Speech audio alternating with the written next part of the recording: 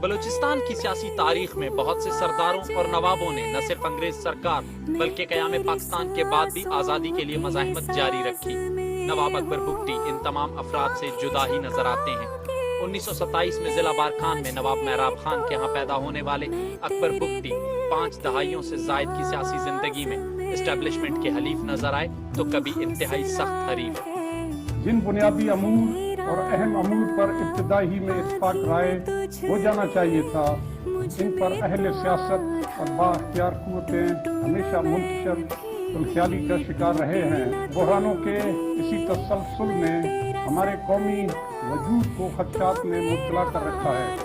1970 کے انتخابات کے بعد بلوچستان میں نیب کی حکومت بنی جو جلد ہی مرکزی حکومت سے اختلافات کی وجہ سے توڑ دی گئی۔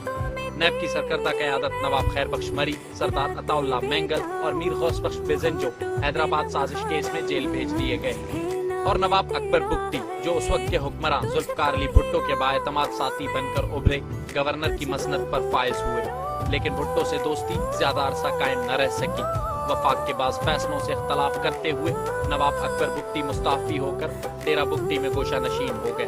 1988 میں ایک بار پھر سیاسی میدان میں سرگرم ہوئے اور بلوچستان کے وزیر اعلیٰ بن گئے۔ 1 سال بعد ہی بے نظیر بھٹو نے ان کی حکومت کو برطرف کر دیا، جس کے بعد نواب بگٹی نے جمہوری وطن پارٹی کے نام سے اپنی سیاسی جماعت بنائی۔ 1990 کے انتخابات میں بلوچستان میں سادہ اکثریت نہ ہونے کی وجہ سے وہ اقتدار کے حصول میں کامیاب نہ ہو سکے۔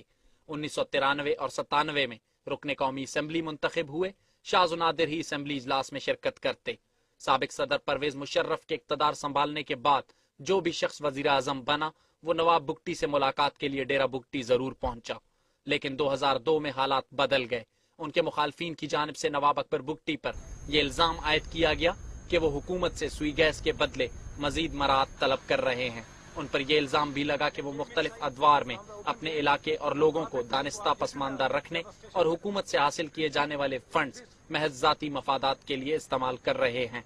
تاہم نواب بگٹی نے ہمیشہ ان الزامات کی تردید کی۔ اسی اثنا میں سوئی میں پی پی ایل کی ڈاکٹر شازیہ خالد کے ساتھ پیش آنے والے زنا بالجبر کے واقعے کے رد عمل میں سوئی فیلڈ پر متواتر حملوں کے بعد حکومت نے نواب بگٹی کے خلاف کارروائی کا آغاز کیا، اور 17 مارچ کو ان کے قلعے پر حملے نے صورتحال کو انتہائی کشیدہ کر دیا، جس کے بعد نواب بگٹی نے حکمرانوں کے خلاف مسلح مزاحمت کا اعلان کیا۔